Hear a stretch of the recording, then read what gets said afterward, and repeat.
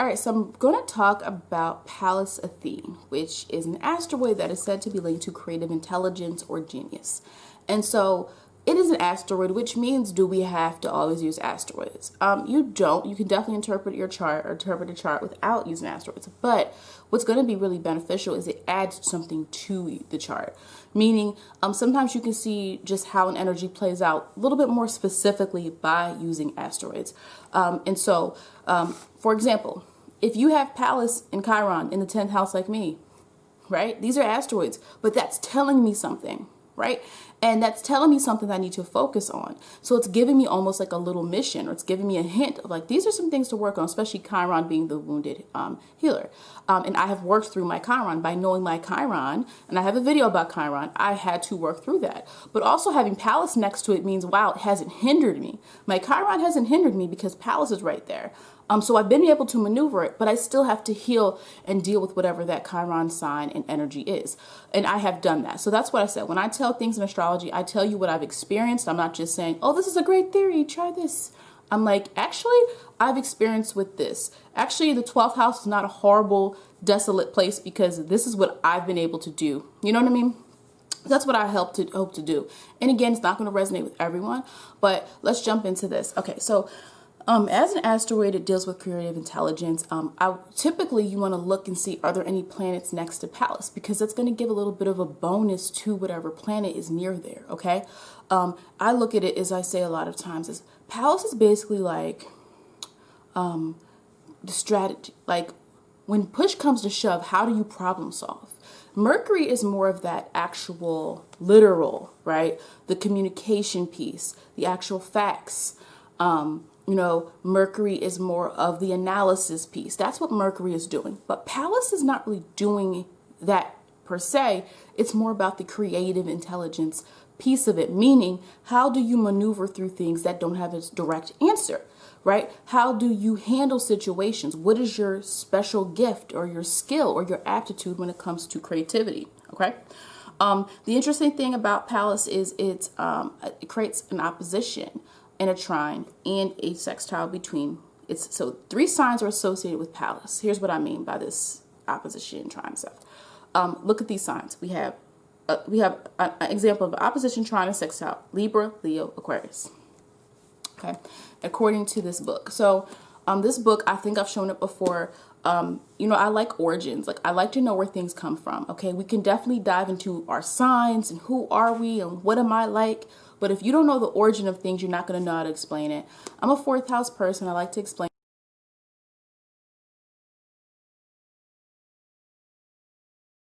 Leo and Libra and Leo. So those 3 signs are linked to Pallas. Libra, diplomacy, being able to be a peacemaker and mediate.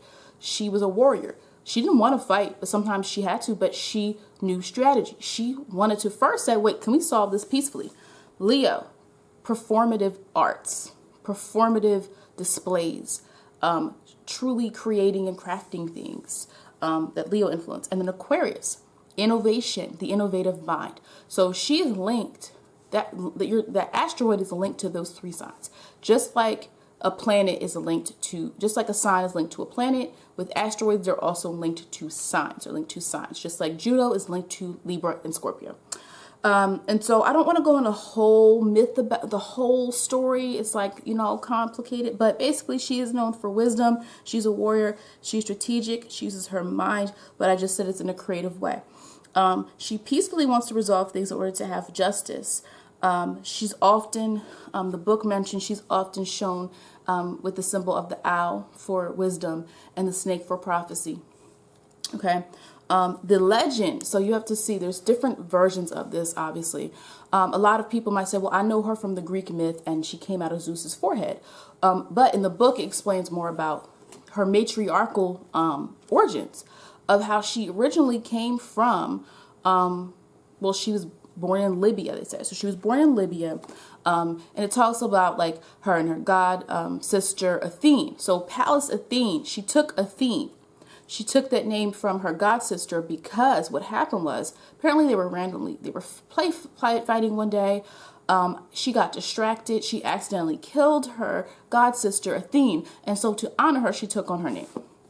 There's also some mentionings in the book.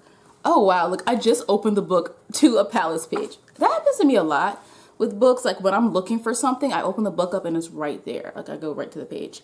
And again, like there's certain parts of this that I would definitely recommend if you get the book that you read and check out a little bit more.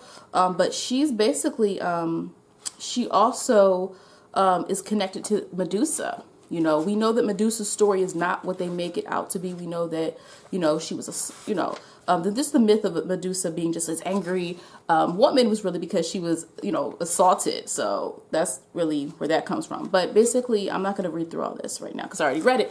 But Medusa is also linked to her. The point being is this. She has matriarchal origins of more of the feminine influence. But then she comes to Greece. Okay, and basically, like I said, I'm not retelling this bit by bit because I don't got the time.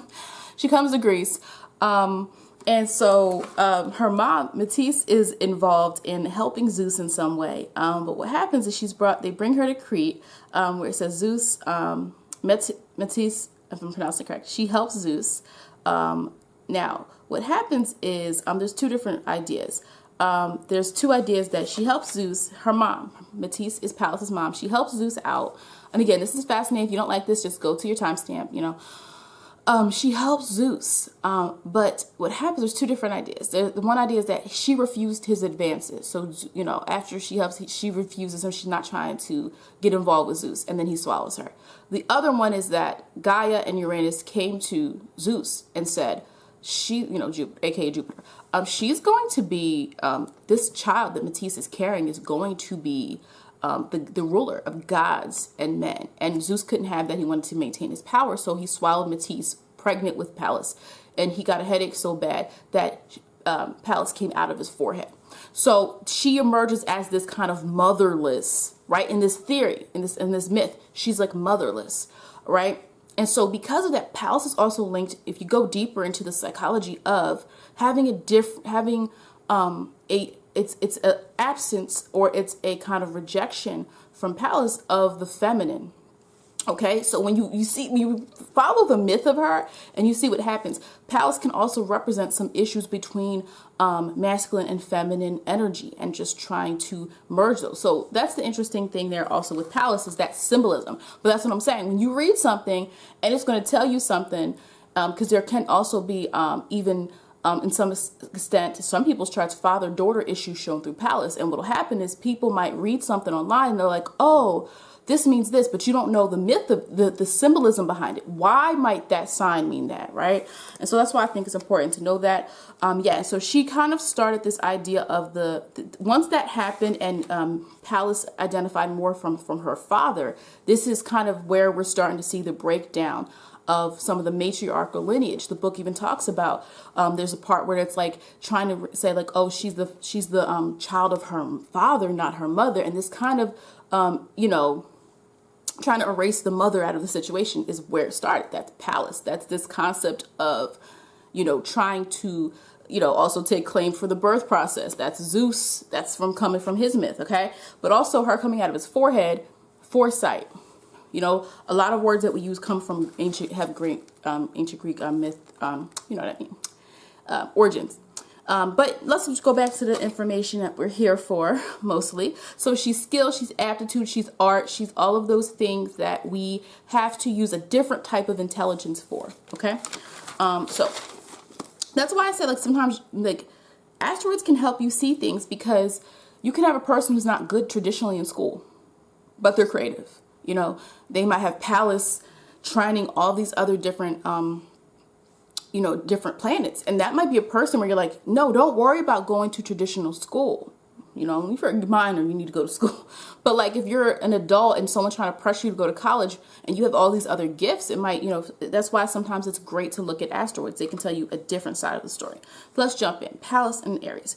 Okay, so Pallas and Aries intelligence, creative intelligence, is going to come from knowing the right time to do things, using that Aries energy to know. How you have certain people where they just instinctually know.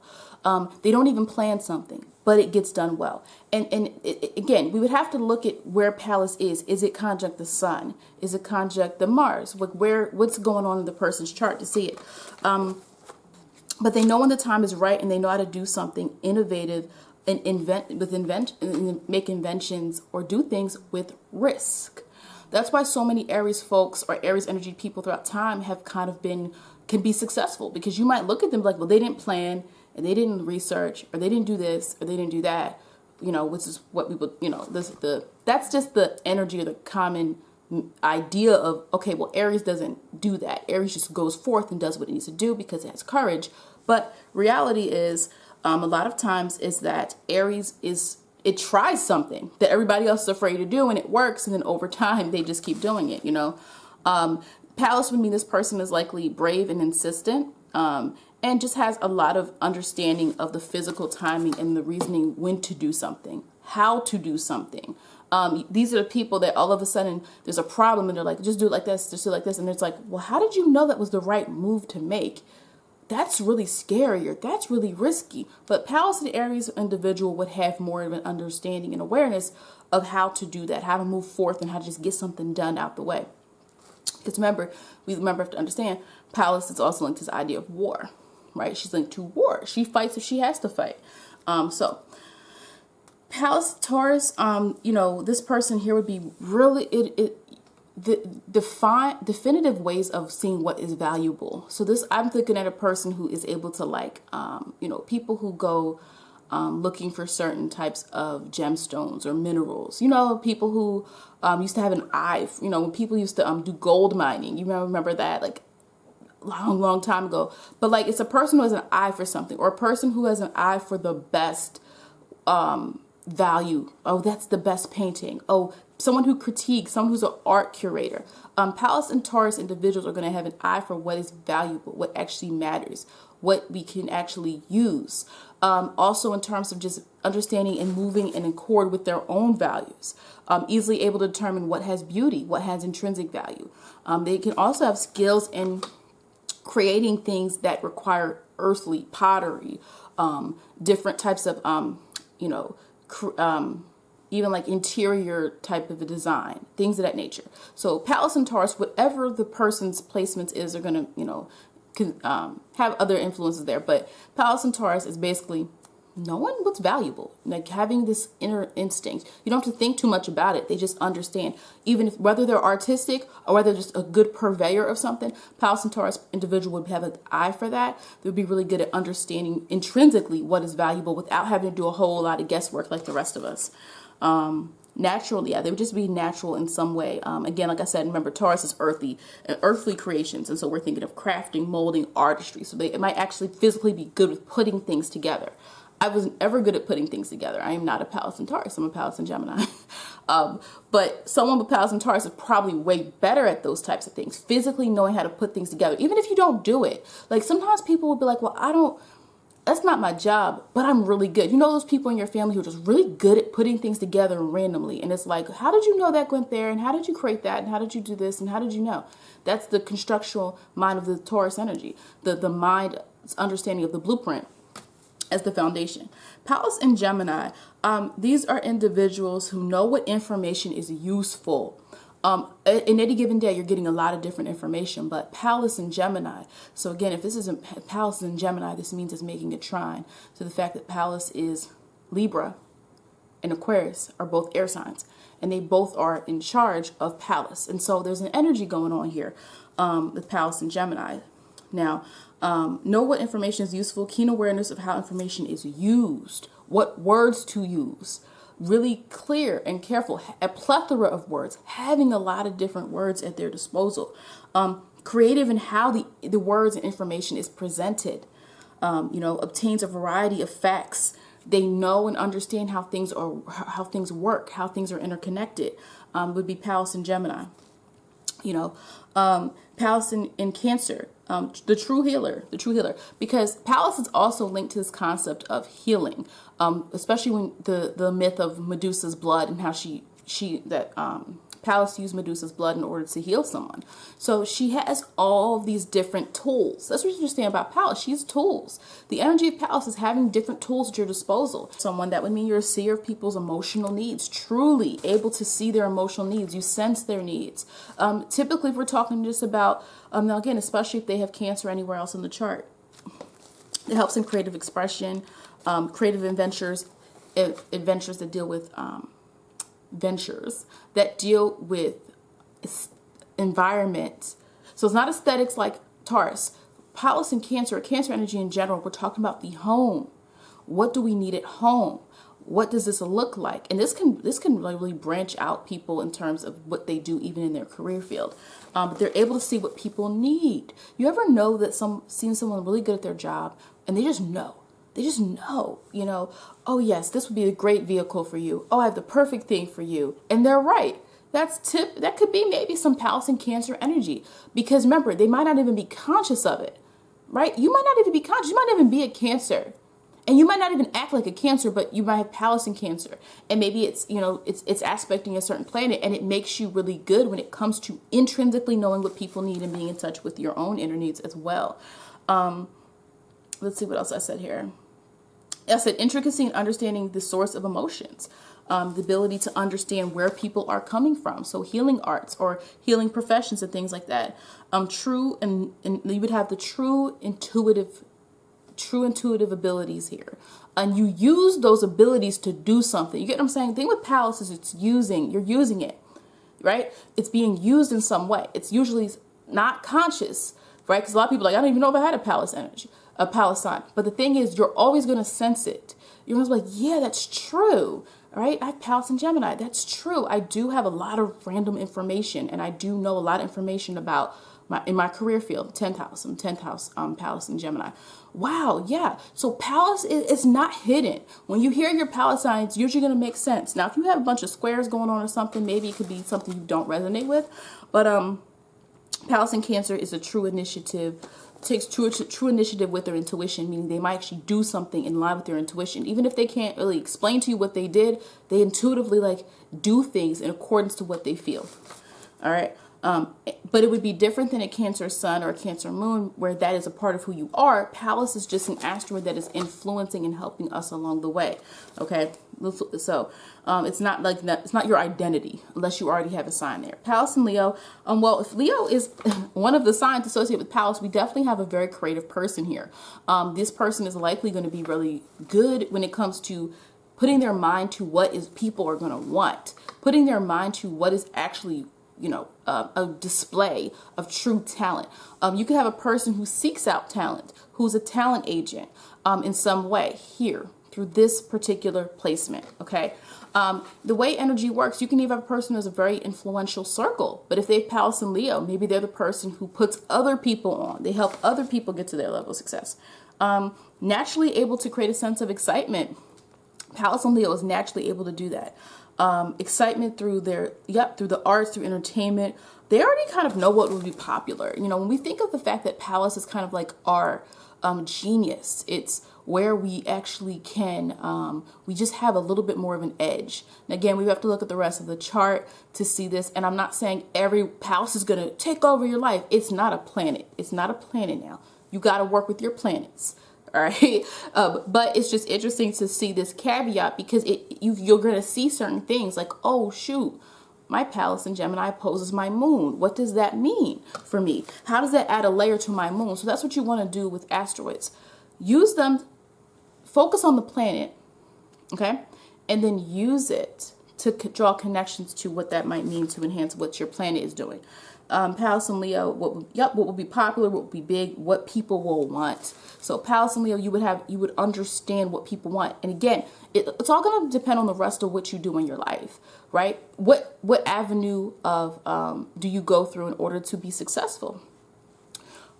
What is your career path? All those different things that would depend on the Pallas and Leo person. Does not mean you're all going to be in entertainment. You might work in tech, and you might just know this is the best product to put on the market right now. Pallas and Leo. You might be like, I have a creative idea for this, or I know how to get people excited. Pallas and Leo, you know how to make people get excited if you use your energy correctly. Pallas and Virgo, okay? We would have instant analysis here, keen perception when with something being very specific, adding the extra details at the last minute of time. Remember what I said with Pallas is the problem solver. When push comes to shove, a Pallas and Virgo person naturally might have an ability to just look at something and say, it's this. But they're not going through their life as a Virgo necessarily. See what I'm saying? But they have that in them. It's that little spark, that little moment. When they need it, it's there. Thinks of details that no one else would think of, right? I mean, you have to look at some of these like inventions. Like when people have inventions and you hear the story of like, and then this person added this one feature and it changed everything. That's Pallas and Virgo energy. When somebody adds that little thing randomly. Because remember, true Virgo energy is working through Virgo energy at all times. However, Pallas is just a little spark. It's when I need this, I'm going to use this. It's not necessarily a personality trait. You know what I mean? Conscious intelligence understands the body maybe as well. Virgo linking to health. So they might have a really intricate understanding of their body, of health in other people. They might be the people that instantly are like, yeah, I think this is what's wrong with you. And they're right. Because remember, we're talking, and also healing is through Pallas as well. Remember the Medusa. I told you about the Medusa being a part of Pallas's myth. And this healing with her blood. So yeah, that's definitely a part as well.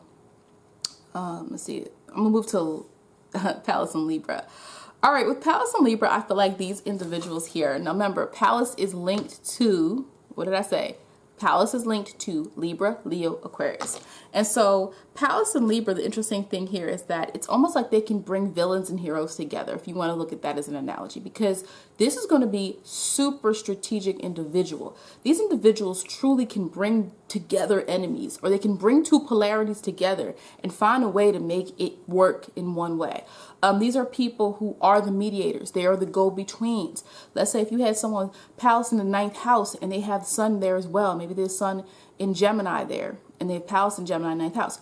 This is the person who's going to go with the meeting of the minds. They can get politicians to agree with each other. Like Pallas in Libra is trying to bring peace.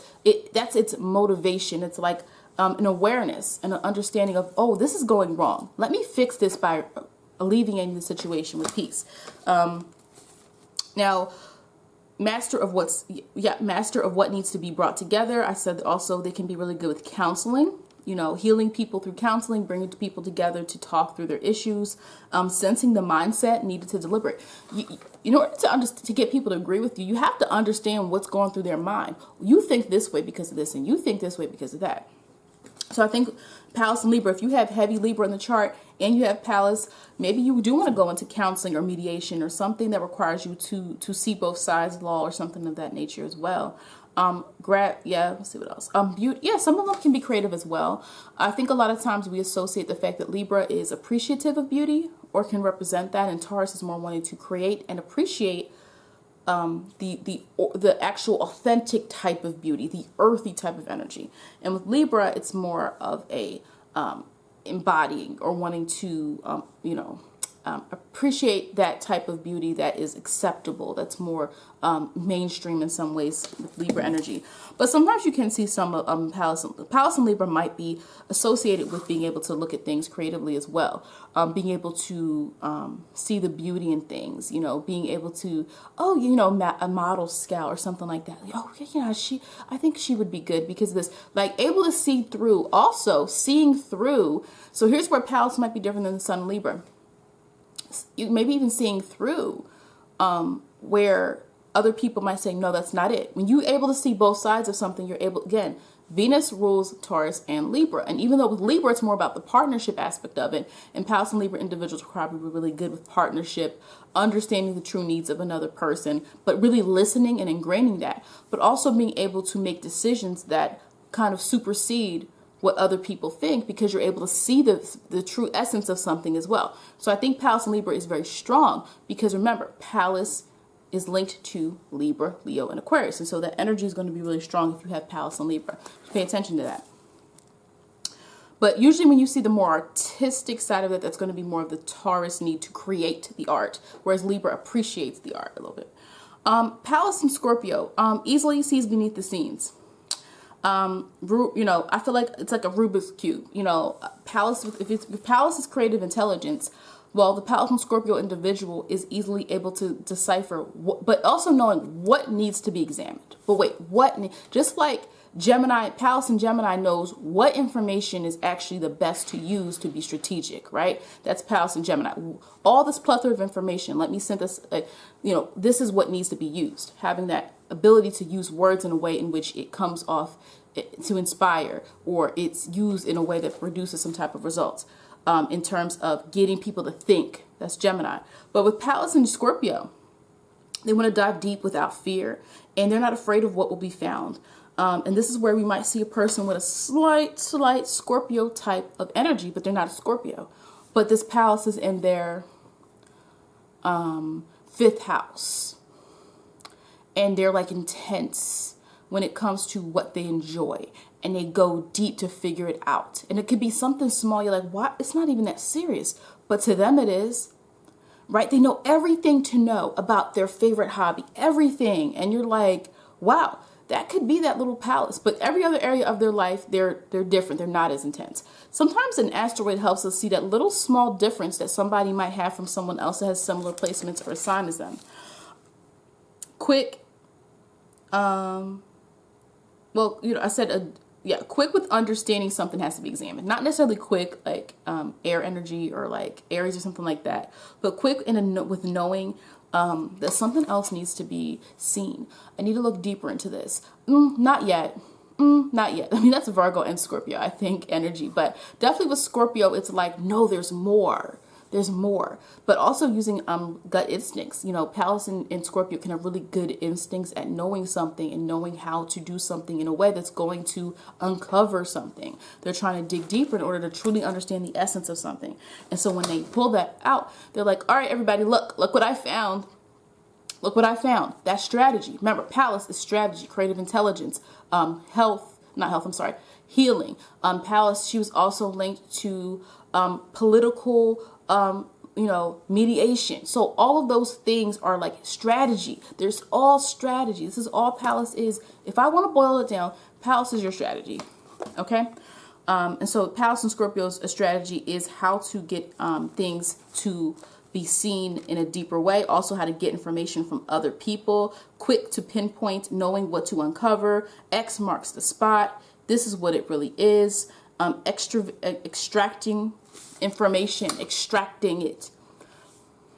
Your Pallas and Virgo person is more of analyzing and processing, synthesizing and getting that. Nope, add that there, add that. That's going to make it great. And Scorpio's like, I got to dig deeper, maybe, and so that's really what you have going on with Pallas and Scorpio. That's your strategy. Pallas and Sagittarius, natural wisdom, has a higher consciousness of the way life is. This might be your person from a young age who understands life in a different way. Because there's an awareness, Sagittarius dealing with higher, understanding the knowledge of things, the way life should flow, our own personal truth, all of that. Sees the whole picture, absorbing the pieces to make a big vision. Okay, so it's seamless. That's their gift. That's their strategy. Pallas and Sagittarius is going to already know the big picture. It's not digging like Scorpio. It already comes and brings things whole picture together, right? There's also usually an emphasis on fairness and intrinsically wanting people to have the same type of opportunities as other people in some way. So your Pallas and Sagittarius person might have a good way of bringing people together to have the same thing. Like this might be a person who's really good in career, even with doing something that benefited everybody, but they did it because of what they believe. Not because of what they think, right? It's usually their belief system. It pushed them to do something in a certain way. But when strategy hits, they know how to help everybody understand the bigger impact of it, right? Guys, if we do this, then this. If we do this, then, that's not how we should treat people. Why don't we do it like this? Because I think this will be a great idea. And Pallas and Sagittarius also is that natural optimism. Now, again, it's strategy. So the Pallas and Sagittarius person is going to use it when they need to use it. Doesn't mean they're walking through life as a Sagittarius person. It means when push comes to shove, they're able to see the big picture. And see the big picture and see how everybody else fits into it is a strength, I think, of Sagittarius energy in general. Now, Pallas and Capricorn. These are the people who are genius when it comes to structural elements. What's the structure of something? What's the build of something? All right, creating organizations. That's Capricorn overall. But when Pallas is in Capricorn, these people have a good idea of understanding the need for how something should be organized. Who should lead this? Who should do that? How should this go? And sometimes you don't see that in someone until you put them in charge of something. And you're like, how did they do that? Well, maybe they have Pallas in Capricorn and it's already been there, but they didn't have an opportunity to really use that strategy of attack. And it's not really attacking, you know, but they're really good at systems, streamlined to the vision. Pallas and Capricorn individuals might even, you know, this is where you might see a person who, how did they get to that goal? How did they do that? They only had 24 hours to get that done. How did they do it? They have an understanding of the system. They have an understanding of how to organize things in a way for success. They just have an understanding of it. Okay.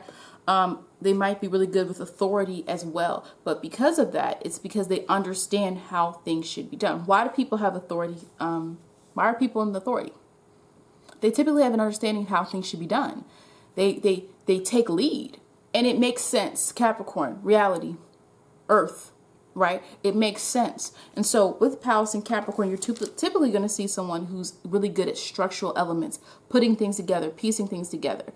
Physical understanding of space and time. What is actually possible, right? They're not going to take leaps of, let's just do this random thing. Remember, Pallas, she was strategic. She was the goddess of war.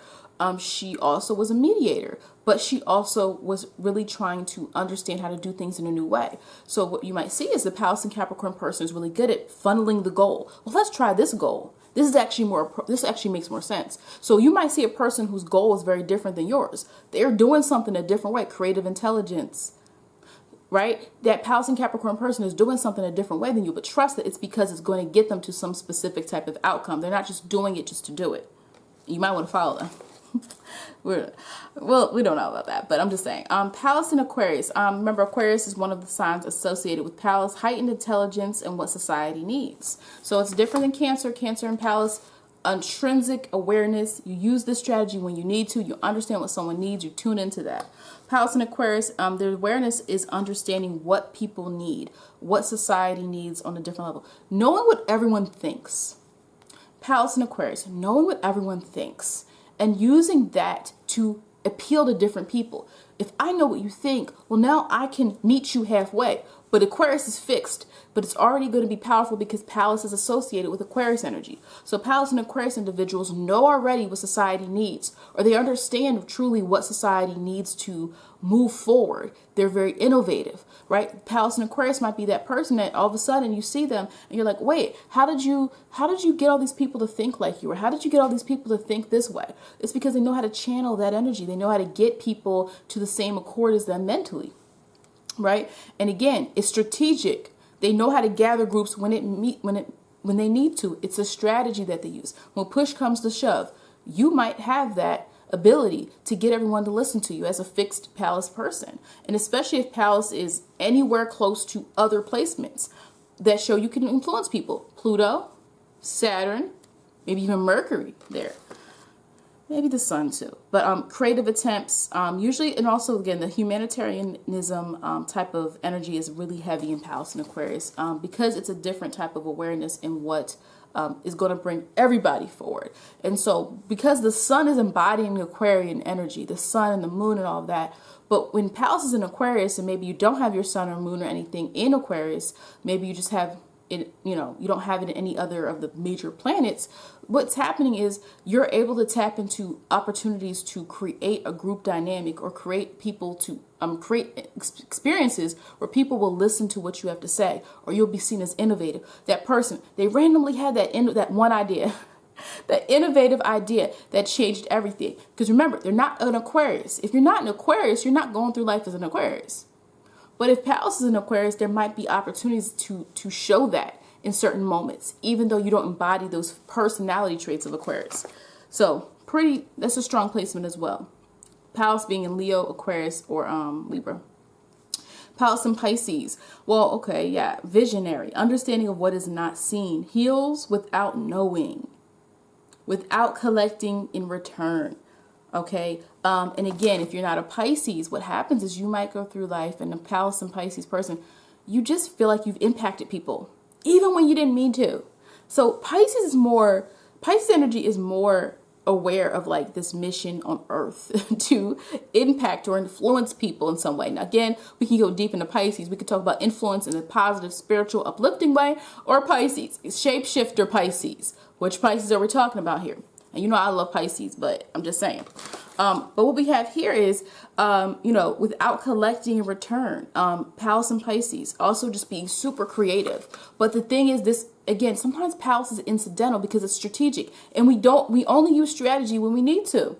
And since we only use strategy when we need to, the Pallas and 12th house person might have that one creative project that really made them big, or that one time they did something. Because it's not really an essence of who you are. If you have Pallas in the same sign as your sun or your Mercury, then you're going to feel this is going to meld a little bit more together.